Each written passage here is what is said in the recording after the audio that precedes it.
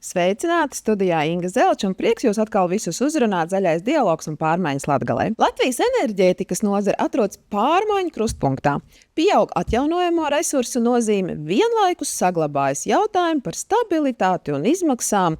No vienas puses tiek uzsvērta nepieciešamība pēc enerģētiskās neatkarības un zaļās pārejas, bet no otras puses sabiedrība joprojām valda neskaidrība par ieguvumiem, izmaksām un reālu ieguvumu ikvienam. Vai Latvija spēja nodrošināt līdzsvaru starp drošību, pieejamību un ilgtspēju? Un cik gatavi šīm pārmaiņām esam mēs paši? Uz visiem šiem jautājumiem un arī citiem lūdzu atbildes klimata un enerģētikas ministram, aicinot viņu šodien uz sarunu. Sveiki, Kaspar! Sveicināti! Sakiet, kā jūs šobrīd raksturot Latvijas enerģētikas situāciju, pašreizējo stāvokli? Ja mēs skatāmies kopumā, es teiktu, mēs esam tādā pārmaiņu virzienā kopumā. Mēs ļoti daudz attīstām savas ģenerējušās jaudas. Mēs esam sākuši attīstīt. Tas dod savus pirmos arī augļus. Kā arī tāds labs piemērs mēs redzam viens no tiem iemesliem, kāpēc martā elektrības cenas ir tik zemas. Tas pateicis tāpēc, ka ļoti daudz sāk ražot tieši savas ģenerējušās jaudas, saules parki. Un tas dod arī savu pirmo pienesumu. Un kā jūs vērtējat enerģētikas drošību pie mūsu esošās ģeopolitiskās situācijas? Enerģētiskā drošība ir tas darbs, pie kura mēs varam vienmēr strādāt un uzlabot.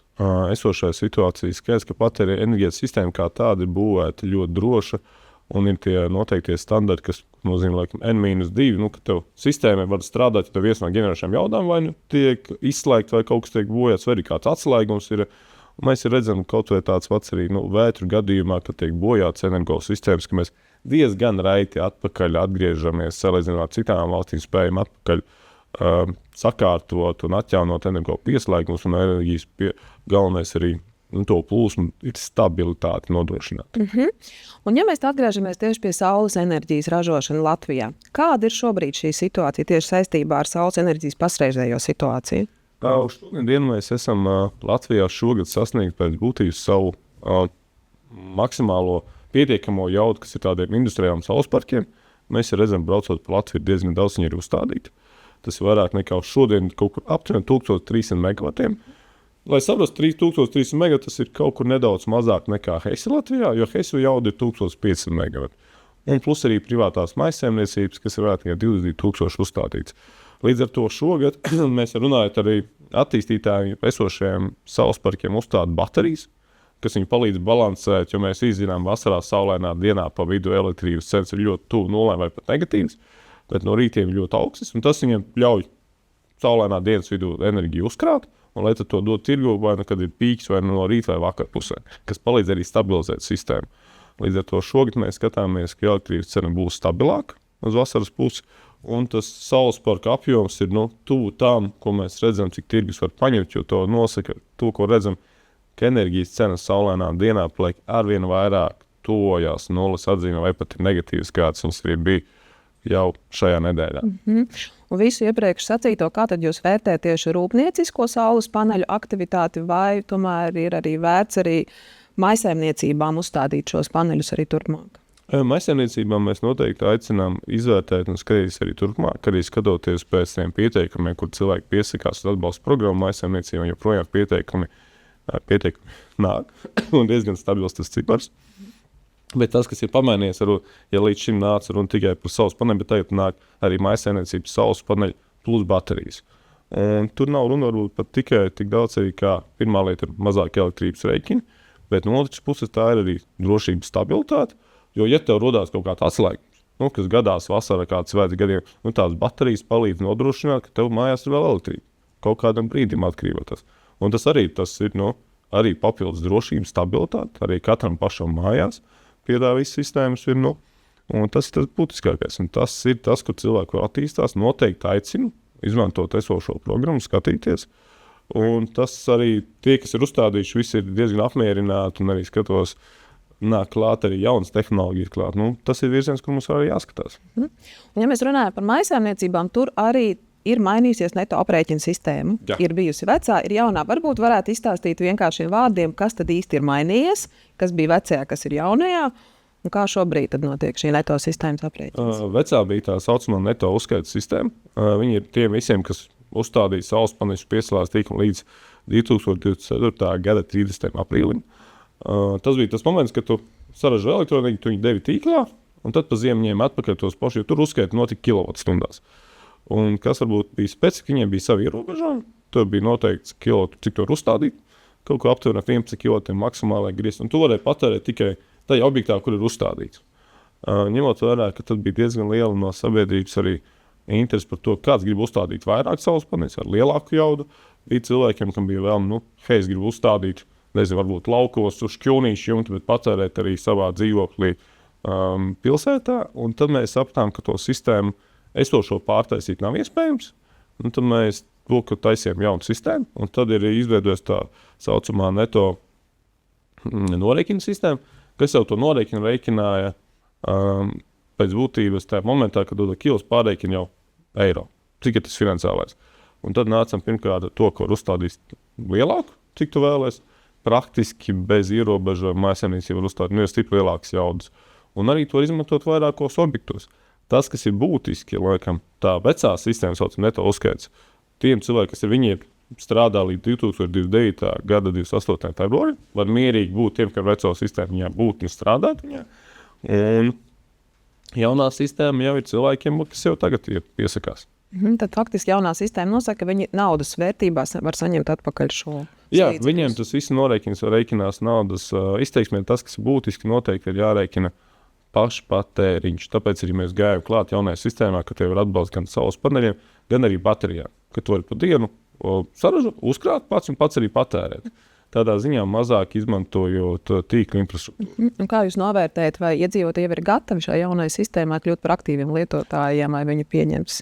Es teiktu, ka viņi jau ir pieņēmuši, cilvēki ir aktīvi. Mēs arī redzam, ka tie pieteikumi ir, kā vecajā sistēmā bija, tā arī jaunajā sistēma diezgan stabila. Mēs skatāmies katru mēnesi arī monitorējam. Un cilvēki ļoti labi pieņēmuši un ļoti labi strādā. Un cilvēki arī uzstāda lielākas jaudas ar baterijām. Un arī, kas ir ļoti būtiski, tās cenas patreiz ir ļoti pievilcīgas. Ja mēs skatāmies arī salīdzinot to cenu griestus, kaut kādu 4 gadu atpakaļ tev 11 kW saules paneļiem izmaksā ar valsts atbalstu aptuveni pār 8,5 tūkstošiem vispār atbalstu. Tad te pēdējie piedāvājumi, ko es redzēju, jau tie paši 11 kW saules paneļi plus ar 10 kW bateriju ar valsts atbalstu izmaksā 2,5 tūkstoši.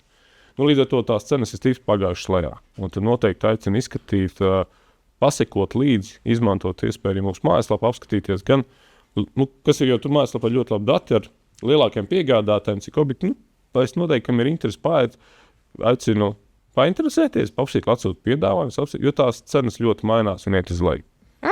Ja mēs pārējām tagad uz vēja enerģijas attīstību, kāda tad šobrīd tā situācija ir Latvijā?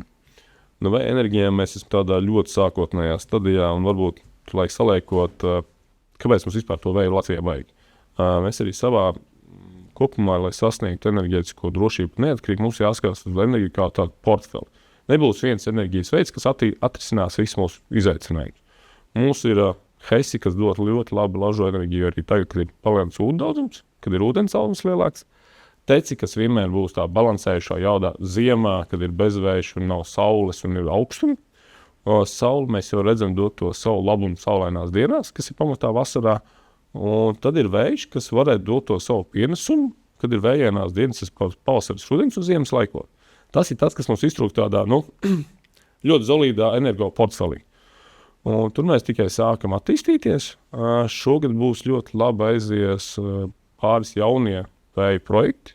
Tad mēs varam paši aizbraukt, apskatīties, kāda izskatās jaunās modernās vēja turbīnas, kā viņas izskatās dabā, cik liela ir tā ietekme. Tas ir Lafloras gada projekts. Mēs ceram, vasaras vidū arī sāks pilnībā darboties. Vēja turbīnas tur jau ir uzstādīts. Braucot garām jau var redzēt, viņas jau viss ir fiziski uzstādīts. Un vasaras vidū jau sāks viņas pilnībā darboties un griezties. Un tas ir tas, kas mums ir nepieciešams. Un otra lieta, ja mēs skatāmies tā varbūt attiec soli atpakaļ, esošās katras vēja projekts, kas ir jaunais uzstādīts, viņiem tie saucamais ieguldījums vietējā kopienā, kas nozīmē, kā konkrēti minot Lafloras gadījumu, mēs runājam par vēja projektu, kuram ir kopējā uzstādītā jauda ir kaut kur 108 MW aptuveni. Tās ir 16 turbīnas, jaunās, modernās, un tas nozīmē, ka katru gadu Jelgavas nolas, kur ir uzstādīts un vietējā kopiena, saņems katru gadu no tā projekta 272 000. Katru gadu kur pusē aiziet iedzīvotājiem, kas dzīvo apkārt, precīzi, un otru pusē aptuveni aiziet pašvaldībai, kas to finansu var izmantot, sakārtot ceļus, skolas, apgaismojumu, un tas ir viņu, un tu zini, ka tev viņi būs katru gadu uz nākotni, kas ir papildus ieguldījums gan pašvaldībai, ņemot esošo situāciju, ka mēs zinām, ar budžetiem paliek un izaicinošāk, tā ir papildus iespēja gan attīstīties gan pašvaldībai, gan arī turpat tai vietējiem reģionam. Un kas ir būtiski skatoties, arī attīstot to vēju projektu, no tām kopēju investīcijām, no 20 miljoni ir ieguldīti tieši to ceļu sakārtot, kas apkārt projektam. Saucot lietas īstajos vārdos, neviens jau nekad tur nebūtu tos lauku celiņus sakārtojis. Tādā līmenī tos 20 miljonus ne pašvaldībai būtu nauda, tur viņus ieguldīt, ne arī valstī tieši apkārtam ceļam. Tie ceļi jau paliek, viņi paliek iedzīvotājiem, kas tur dzīvo apkārt. Tā kā tomēr dzirdās ļoti daudz skepses no iedzīvotājiem, varbūt arī neizpratne, kāpēc vajag atjaunīgās enerģijas šos projektus. Varbūt var vienkāršiem vārdiem izstāstīt, kādu tieši enerģijas drošību un iespējams arī vietējo ekonomiku ceļ šie projekti. Tādiem vienkāršiem vārdiem, lai cilvēkiem ir skaidrs, ka tas ir tā vērts, kas jādara. Tur ir, ja mēs runājam, kāpēc tie projekti nepieciešami, mēs runājam kopumā par energo neatkarību, energo stabilitāti, ko mēs gribam sasniegt Latvijā, tad tas ir vienīgais veids attīstīt ģenerējušās jaudas, ko mēs paši Latvijā varam saražot. Jo enerģijas apjoms tāpat mums ir nepieciešams. Tad jautājums, kā mēs viņu saražojam? Vai mēs viņu saražojam paši? Vai tad mēs viņu nopērkam no kāda cita, un tad tā nauda iet projām no Latvijas ekonomikas. Kaut vai tāds labs piemērs var, katru dienu mēs kā valsts kopumā par fosilajām degvielām maksājam citām valstīm no 7 līdz 10 miljoniem. Gada griezumā mēs no savas ekonomikas izņemam vairāk nekā 3 miljardus. Maksājot par citām. Un to enerģiju mēs varam paši saražot. Tas pats katrs elektroautorāts, kas brauc Latvijā, pēc būtības viņš veicina, nevis pēc būtības, bet viņš veicina Latvijas ekonomiku, jo viņš brauc uz Latvijā ražot elektrības. Aptuveni 7% mēs saražojam paši. Ja tas auto brauc uz fosilās degvielas, skaidrs, ka mēs importējam viņu. Un tas ir tas pierāda, ja mēs gribam valstiski attīstīt savu ekonomiku, tad skaidrs, ka mums vajag domāt par to, ko mēs varam šeit saražot. Un ļoti līdzīgi tas ir par jebkuru runājumu. Vai mēs pērkam to vietējo produkciju, vai mēs pērkam ārzemi. Pērkot ārzemi, mēs atbalstam viņu ekonomiku, viņu ražošanu, to naudu vienkārši ņemam ārā. Bet attīstot vietējo savu, mēs veicinām savu ekonomiku, tās ir tās pašas darba vietas lauku reģionos, tā paši nodokļi, tie paši, kas aiziet ceļiem, visiem skolotājiem, policijas, tas ir tas, ko mums vajag veicināt. Un līdz ar to tas ir, uz ko mēs ejam. Jā, mums vajag attīstīt savus projektus. Un tas ir ļoti, kas ir vēl otra lieta. Pieņemsim, kā tādā Lafloras gadījumā, pateicoties tam vēja projektam, tev jau attīstās citas nozares apkārt. Viņiem jau ir projekti gan par datu centru, kas varētu būt turpat blakus, pat par cementa rūpnīcu, siltumnīcām. Tas viss balstās tāpēc, ka tev tur ir tas vēja projekts ar lētāku elektroenerģiju, ko viņš var pat tiešo pieslēgties viņiem un attīstīt pārējās nozares. Un tas ir tas, kas ir ļoti būtisks, jo mēs jau gribam, lai tādi projekti ir visā Latvijā. Lai mums visur gan ir tās darba vietas, gan nāk jaunās tehnoloģijas, un tā ir tā mūsu iespēja.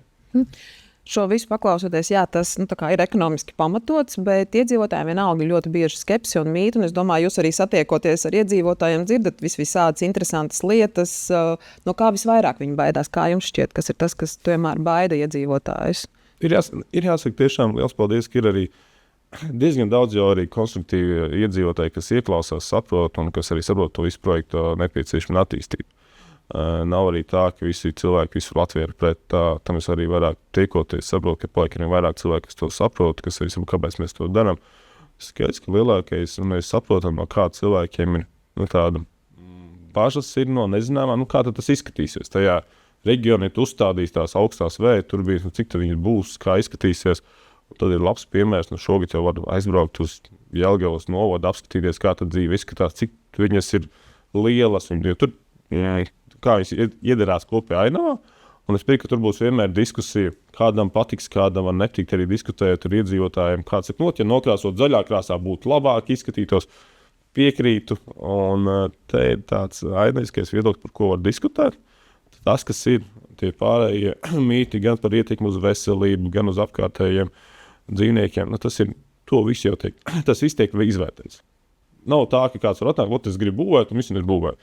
Nē, tāpēc tiek veikts ietekmi novērtējums, ko veic eksperti, nevis kāds, kas domā, bet tiešām jau nozares eksperti, gan kas pēta putnus, skaņu ietekmi, un viņi te izvērtē, cik vispār no tām vēja turbīnām var tur uzstādīt, kāda būs ietekme, un vai tā ietekme nav pārāk liela. jo ļoti bieži no tās sākotnējās ieceres, kas ir projekta attīstītāji, kad noslēdz to ikni novērtējumu, tev atkrīt liela daļa no tā veida turbīnām. Tāpēc, ka tur ir pārāk liela ietekme uz dabu, vai uz atkal uz to pašu vidi, un viņi saka, nē, tu nevar, bet paliek tik. Tā ir pirmā lieta, kas ir ļoti būtiska.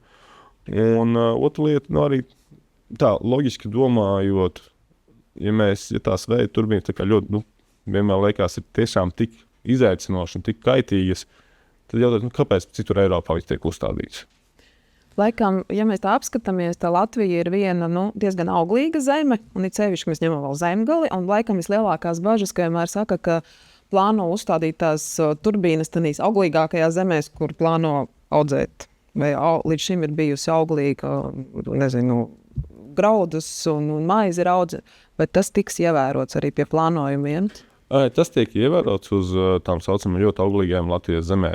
Nedrīkst uzstādīt. Tas ir viens tāpat, kā nedrīkst uzstādīt, kur ir dabas parki, nedrīkst uzstādīt ne tuvāk 80 metri līdz privātmājām. Tie ir kopēji tādi regulējumi, kas aizliedz uzstādīt.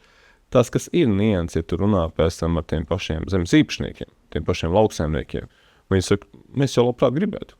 Viņš saka, man jau tieši tajās lauku pašumās, viņi saka, pirmkārt, tev viņi arī ļoti labi saprot. Tu atnāk investors, kas sakārto tavu melorācijas sistēmu turpat, kur ir tas projekts, viņš arī sakārto tos lauku ceļus, kas ir. Un jau tas, ja tu pareikini to apjomu, ko tad zemes teritorija tās vēja turbīnas aizņem. Arī tie paši saules paneļi. Runājot par tiem pašiem saules paneļu gadījumā, mēs runājam par visu lauksaimniecības zemi, mēs runājam par 0,% no visas lauksaimniecības zemes. Tas varbūt braucot liekas, tāpēc, ka jo tie saules parki parasti atrodas tuvu ceļiem, tur, kur ir apakšstacijas. Un tad tā ka visi Latvijas tā nav. Ja mēs paņemam datus, tad ir kaut kādi 0,% no lauksaimniecības zemes, kas patreiz ir aizņemta saules paneļi. Un līdzīgi vēja turbīna mēs runājam par vispār vēl stipri mazāku lauksaimniecības zemi, ko tiek izmantot. Līdz ar to es teiktu, tās ir saprot, ir cilvēkiem uztraukums, bet tas nemainīs neko.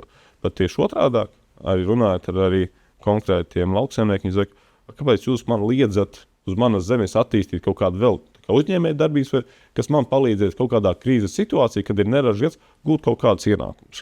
Viņš saka, bet es gribu attīstīt, tāpēc, ka man nav tā, ka notiek kaut kāds neražs gads, lai es nenāku uz valstu un neprasu pēc kaut kāda atbalsta. Atļaujiet man arī attīstīt uz manas zemes kaut kā tos pašus saules paneļus vai kaut kas man dod papildus ienākumus, neražas gadā, man nevajag nākt uz sabiedrībai pēc atbalsta, bet es varu attīstīt.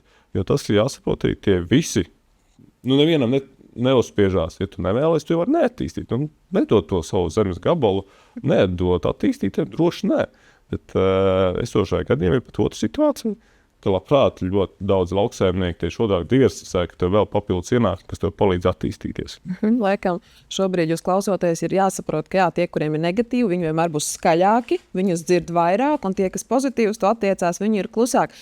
Bet ņemot vērā, ka ļoti daudz viss mainās ar šo visu sistēmu, kā jūs domājat, kā mainās arī un kā pieņem Latvijas iedzīvotāji mainot savus paradumus tieši attiecībā uz saules paneļiem, vēja enerģiju, vai viņi ir gatavi vispār visu to pieņemt? Paradumu maiņa ir tāds ļoti lēns process. Mēs visi esam diezgan konservatīvi cilvēki, un ir ļoti viegli stāstīt citiem, kā vajag mainīties. Un tā, ka tev pašam jāmainās, tad vienmēr sākās, es jau būšu tas tā kā pēdējais, kas mainīsies. Bet tas, kas ir ļoti pozitīvi, mēs skatāmies, cilvēki mainās. Jā, soli pa solim, tas ir līdzīgi, kā ienāk jaunas tehnoloģijas, cilvēki arī skatās un mācās. Labs piemērs, man liekas, jau tagad visiem Latvijā būs paziņām, kur ir kāds elektroautos. Tad var ļoti labi pajautāt, kā tad viņiem pagāja tā maiņa.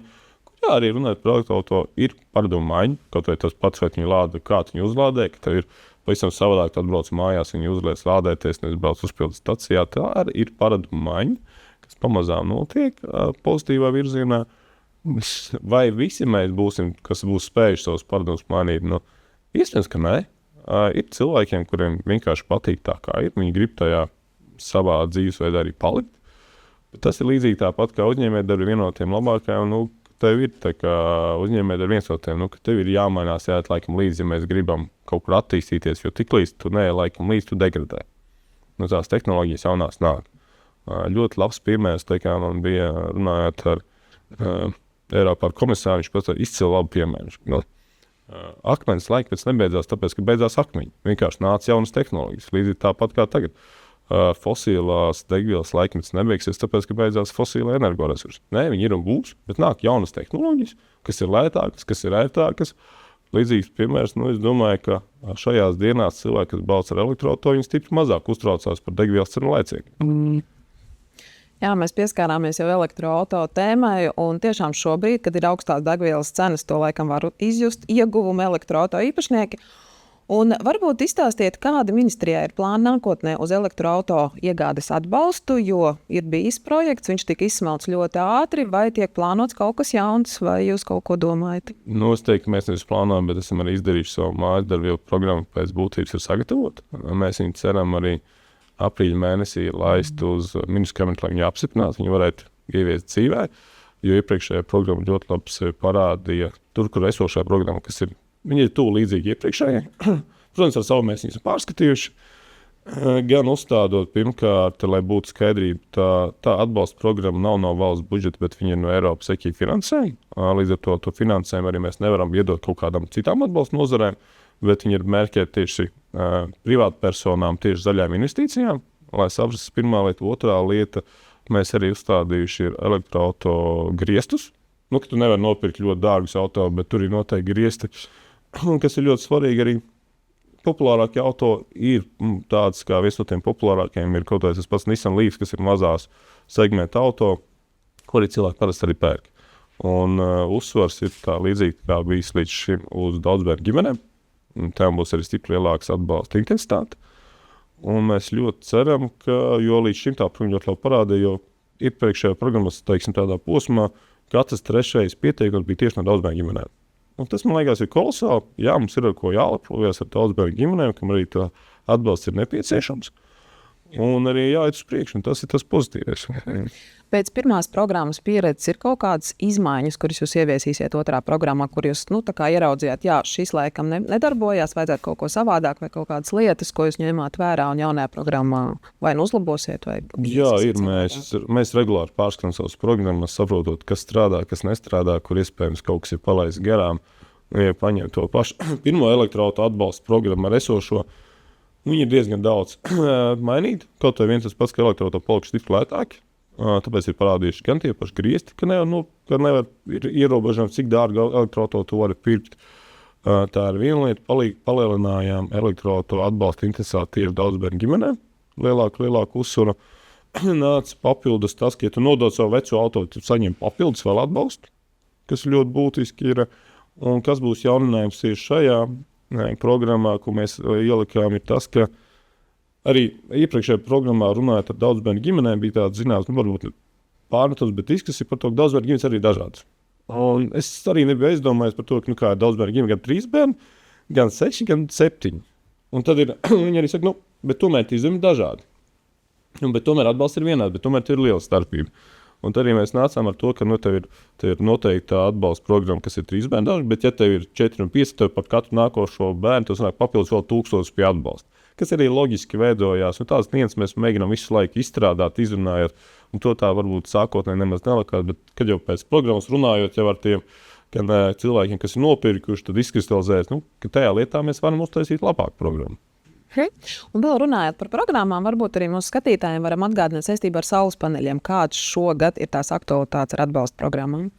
Atbalsta programma mums turpinās, saules paneļiem tāda ir, bet arī gribētu noteikti aicināt cilvēkiem padomāt. Ir iespējams, kas ir jauninājums, ir bijis, ko mēs pagājušajā izmainījām. Agrāk bija tikai, tu varēji pirkt saules paneļus ar bateriju kopā vienā programmā, pie viena pieteikuma.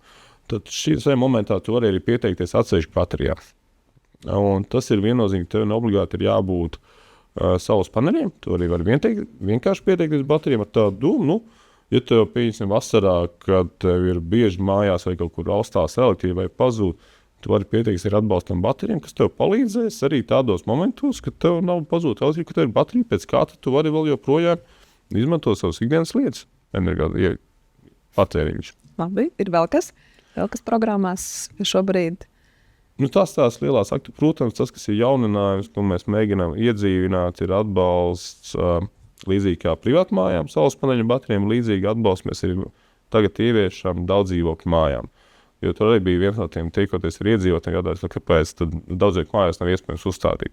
Tur mēs arī ejam, ļoti skatāmies ar interesi, kā programma uzsāks savu dzīvi.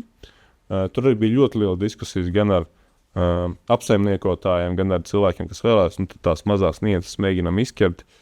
Cerams, ka sanāc, un redzēsim, cerams, ka tā programma ir ļoti veiksmīgi iedzīvosies.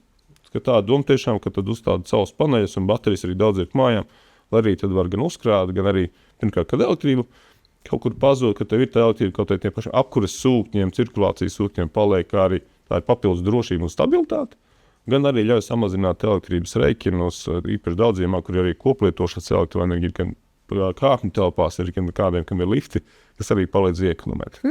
Vai šo programmu var izmantot arī kopā ar energoefektivitātes un siltināšanas programmām daudzdzīvokļu mājām, jo šis ir ļoti aktuāli, teiksim, ēkas tiek atjaunotas, renovētas un siltinātas, un vai viņas var izmantot kopā, abas divas, vai tā kā vienā projektā apvienojot, vai nē, vai viņas nevis kā katra kā savu atsevišķi iet? Šeit viņi ir katra kā pēc sevis, teikt, un sākam, tad tāds loģiski būs sākam vajadzētu māju uztaisīt energoefektīvi un nosiltināt, padarīt tos darbus. Tad arī kā nākošā etapā iet mierīgi, var pieteikties, pat es aicinātu pieteikties uz saules paneļiem, un varbūt tajā momentā, kad veic to energoefektivitāti, jau piedomāt, jau laicīgi, jūs plānojat likt. Tomēr tehniski jāzina, lai būtu pēc tam iespējams arī fiziski uzstādīt tos saules paneļus. Jo tās tomēr tādas mazās nianses, kas būtu arī loģiski jau sākotnēji izdomāt pie tā energoefektivitātes projekta, jūs arī plānojat likt, arī lai būtu tajā projektā tāda iespēja paredzama. Iespējams, ka arī kur uzstādīt baterijas, vienkārši paredzēt vietu, un tad nākošajā etapā pieteikties uz saules paneļiem baterijām tieši pie mūsu atbalsta programmām.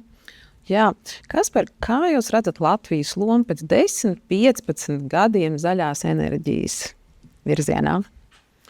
Es gribētu teikt, ka pēc 10-15 gadiem mēs būsim stipri labākā situācija nekā tagad, jo man ļauj iespēja atskatīties kaut vai to pašu, kāda mēs bijām. Mēs nesen salīdzinām sevi ar 2022. gadu, kad bija pirmā energo krīze ļoti nopietnā. Tad mēs jau redzam, ka tagad, 26. gadā, tajos pašos energoresursos mēs esam stipri pagājuši un neatkarīgāki. Kaut vai salīdzinājumi viena no tām, kas salīdzinājumi 22. gada mārtu ar šī gada mārtu, tā starp elektrības cenas ir stipri zemākas tagad ir, un tas ir izdarīts pateicoties saules paneļiem. Latvija uzstādīja vairāk nekā 1000 megavatu, jo tajā gadā nebija, tad tās elektrības bija stipri augstākas. Un skatoties nākotnē, es ļoti ceru, ka pēc 10-15 gadiem mēs ejam uz to, lai būtu vēl stabilāk, vēl drošāk, lai vēl vairāk ražot pašu enerģiju. Te nav runa tikai par elektroenerģiju, bet mēs varam arī ražot to pašu biometānu, ko mēs varam arī izmantot jau vilcējiem kā degvielu, un to mēs arī attīstam. Varam tikai sākot no etapā kaut vien tāds piemērs Latvijā, kur mēs pagājušajā gadā atklājām publisko džūkstes iepildes punktu, kas ir biometāna. Mēs pēc šiem pāris mēnešiem esam iepumpējuši kopējā sistēmā nedaudz nemaz 500 000 kubikmetru biometānu. Tas parāda to, ka mēs Latvijā varam saražot. Ir arī, kas patērēt šeit pat uz vietas, un tas arī tā nozara, pie kā mums jāattīst, un es esmu mērķis tāds, ka pēc 10-15 gadiem mēs saražam stipri vairāk paši, attīstot to savu ekonomiku un veicināsim kopēju savu izaugsmu. Un būsim stipri mazāk atkarīgi no globālajām naftas cenām, kas ietekmē visu, un tad mums būsim atkarīgi paši no sevis un to, ko mēs spējam paši šeit saražot uz vietas. Vai mēs arī skatāmies uz kaimiņu pieredzi? Ir kaut kādi labi piemēri, ko gribētos ieviest arī Latvijas ekonomikā nākotnē, to, ko mēs redzam, ko dara arī mūsu kaimiņu valstis? Mēs esam ļoti ciešā sadarbībā ar kaimiņiem. Varbūt tāds īsti jaunājums ir, mēs pat grūti teikt, kas būtu tāds, ka viņi varētu mūs pārsteigt, jo mēs jau cieši strādājam roku rokā, gan ar Igauniem mums ir cieša sadarbība runājot par to pašu potenciālu atomenerģijas nākotni iespējamību. Mums ir gan noslēgts memorandums par to, ka mēs kopīgi strādājam, mēs arī ejam, skatāmies. Tas varētu būt tās jaunās nākotnes tehnoloģijas, kas varētu būt, kur ir ļoti interesanti, patreiz un noteikti ļoti strauja attīstība. Grūti pateikt viennozīmīgi, kad un kas varbūt lielākais izaicinājums nav zināms arī finansiālas izmaksas, kas arī teikt tā bremzē, lai būtu kāds konkrēts projekts, par ko runāt, bet tās ir tehnoloģijas, kas ļoti strauji attīstās. Un skatāmies, sekojam līdzi. Un esam gatavi, esam atvērti, bet mums ir jādara tie savi mājas darbi patreiz, kas ir to, ko mēs varam ražot jau šodien, rīt ir saules paneļi, tie ir tāpat vēja enerģija, sauszemes vējš, kas ir izdarām ejam soli pa solim, skatāmies, un tas arī paldies. Otra lieta, tā kā jūs pareizi minējat, vēl jau paliek mūsu katra padomāji. Cik mēs paši, kad pāriesim vai domāsim par tiem pašiem elektroautoriem, pāriesim, nepāriesim, jo kas ir specifiski Latvijai. Latvija ir Latvijā ir lielākais dīzeļu patēriņa īpatsvars visā Eiropā. Tas nozīmē, ka mums ir vairāk dīzeļu mašīnas ar dīzeļdegvielu nekā ar benzīnu. Nevis vairāk, mums ir visvairāk Eiropā. Ja tā salīdz kopēju autoparku, tad Latvija ir visvairāk dīzeļu auto salīdzinājumā ar kaut kādu benzīnu auto. Tas arī tās paradomājas, par ko ir jādomā, un tā ir tā iespēja, ka mēs varam iet, un līdz ar to kaut kā citās Eiropas valstīs tas trieciens nav tik liels. Tā ekonomika nav tik liela, tas iespējas, un kas ir būtiski arī runājot par to pašu kaut vai degvielu cenām, redzot, ka tā ir kāpjot, un arī tā diskusija par to, ka vajadzētu iespējams samazināt degvielas. Jā, viņš noteikti jāsamazina, par to tiek strādāts, bet tā nianse varbūt arī, kas ir tāda, zinām, puspatiesība, par to, ka jāsamazina biopieaugums, tad biopieauguma samazinājums patreiz pēc degvielas tirgotāju aprēķinu visiem, tā ietekme būtu 1 cents. Ja degvielas cena ir 2 eiro, tad 1 cents, es domāju, ka neviens pat īsti nesamanīs, bet tas, ko tu parādi to, ka mums nevajag attīstīt savus tās degvielas. Jo arī to, ko runājot ar ražotājiem, bet ja naftas cena turpinās kāpt, tad tā biodegviela būs lētāka nekā nafta, un tad, ka mēs to savu neattīstam, tad mēs balstāmies fosilā, kas ir pilnībā atžgāni. Mums ir jābūt tas, ka mēs attīstam savu, un tas arī parāda, ka tā cena ziņā jau spēja konkurētspējīgi būt. Un mums ir jāattīst. Jā. Kas par varbūt sarunas noslēgumā? Kas būtu tas galvenais vēstījums mājsaimniecībām, cilvēkiem saistībā ar zaļo enerģiju, ko gribētos vēl pateikt? Es gribētu teikt, ka noteikti esiet atvērti un gribētu pirmkārt pateikt paldies visiem tiem, kas jau ir uzstādījuši saules paneļus un tajā visā iekšā, un nevis tā, ka kaut kur klausās, bet to, ka paši mēģina un uzstāda un arī darbojas. Un par to, ka cilvēki ir aktīvi un arī seko līdz tam jaunākajām tendencēm un arī pirmkārt ir iesaistās konstruktīvās diskusijās, gan kāda ir labuma, gan arī kāds ir ēnas puses. Un, es domāju, ka kopīgi mēs ejam uz priekšu un arī redzot pēc datiem, mēs ejam to, lai būtu vairāk energodroši, energostabili un lai vairāk Latvijā ražotu paši savus energoresursus. Paldies Kasparam par sarunu un paldies arī mūsu klausītājiem, kas mūs šodien sadzirdēja. Saules enerģija, vēja enerģija un elektroautorāta tā ir mūsu nākotne un mūsu ilgtspēja. Uz tikšanos nākamajos raidījumos Zaļais dialogs un pārmaiņas Latgalē. Radio Alise Plus sabiedrības informēšanas projektu Zaļais dialogs un pārmaiņas Latgalē līdzfinansē no emisijas kvotu izsolīšanas instrumenta līdzekļiem. Par raidījumu saturu atbild SIA Alise Plus.